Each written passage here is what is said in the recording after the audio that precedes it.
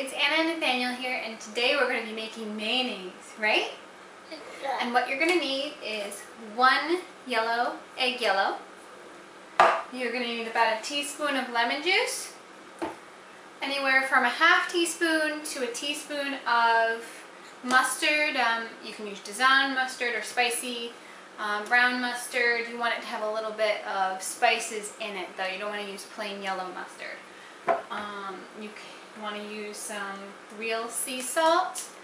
This is really depending on your preference. You want to start out with about a 1/4 teaspoon and then work up from there until you like it.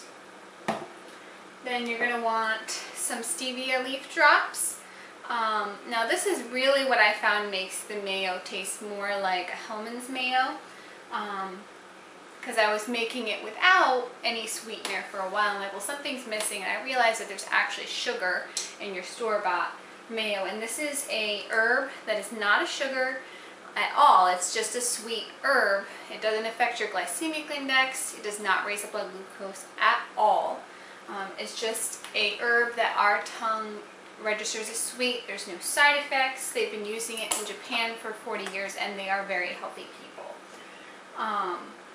So yeah, this is the extract version. You can get it in a powdered herb version. It's green. You can get it in a more crystalline version, which I don't recommend that because frequently they add other chemicals and other things during that process.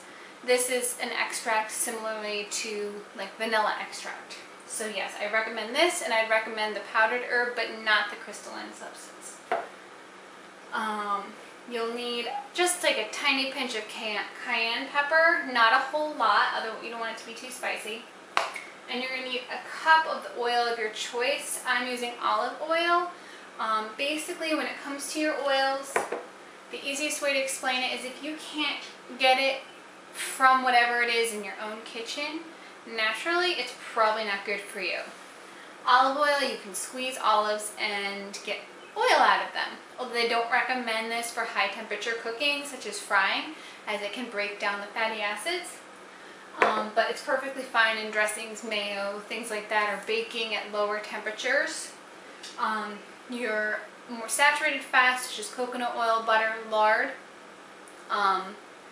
they are also good, but you're going to end up with a mayo that ends up a little bit solid in the refrigerator. Still spreadable, but it's going to be a little bit more difficult to work with, and it might be less similar to what you're used to. So I like to use olive oil. You need a whisk and a teaspoon. And I'm going to start out with putting about a teaspoon of lemon juice in here.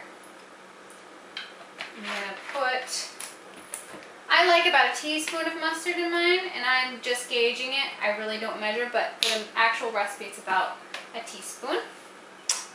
I'm going to start out with about a 1/4 teaspoon of salt. And I'm going to start out with 1 to 2 drops of stevia extract, and then 2 dashes of cayenne pepper.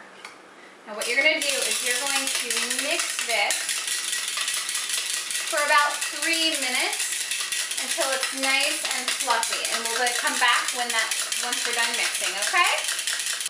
We're back, and we've mixed this for about 2 minutes, and it's nice and fluffy. You want to mix it for that long because you want it to really take well to the oil.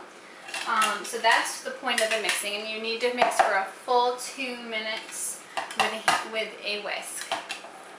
Then what you're going to do is you're going to take just a few drops, just a little bit of your oil, and mix it in until it's totally emulsified.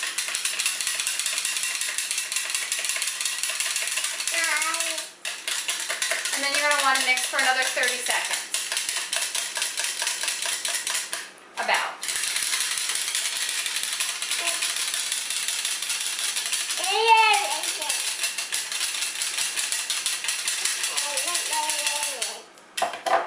Now you start out adding just a little bit at a time and then mixing for about 30 seconds until you've added about half of your mixture.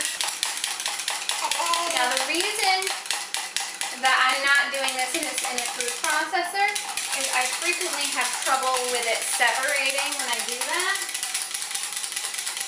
I have read, however, that if you make sure all of your ingredients are the same temperature, that it won't separate, and that if you take breaks in between mixing, what's basically causing the separation is a heat change, a temperature change.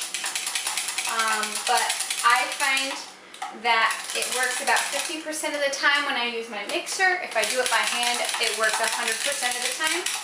So I'd much rather, honestly, do it by hand if I'm gonna get quality results.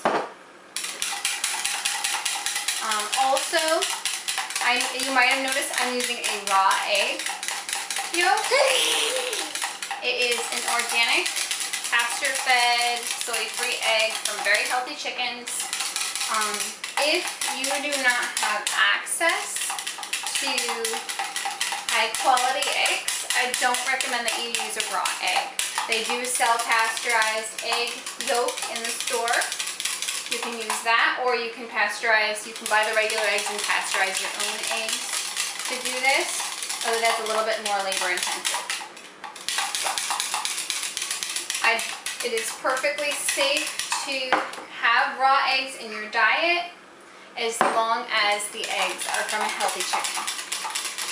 And if you don't know whether the chicken is healthy or not, you're better off not having a raw egg. If you do, that's fine. Okay, that is done. And you want to try it.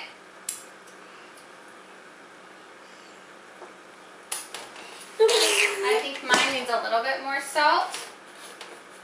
Generally, it's going to be in between a 1/4 and a 1/2 teaspoon of sea salt. You want to use sea salt specifically because all of the minerals have not been taken out of it as with regular table salt, which helps with many functions in the body. Buddy, you're being so loud. You're so loud. Alrighty, and that should do it. So there you have it, homemade mayonnaise, and it will actually thicken up a little bit more in the refrigerator. So I hope you enjoyed the video. God bless and have a great day, right? Yeah, let's have it. He wants you guys to have a great day too. Alrighty, bye-bye.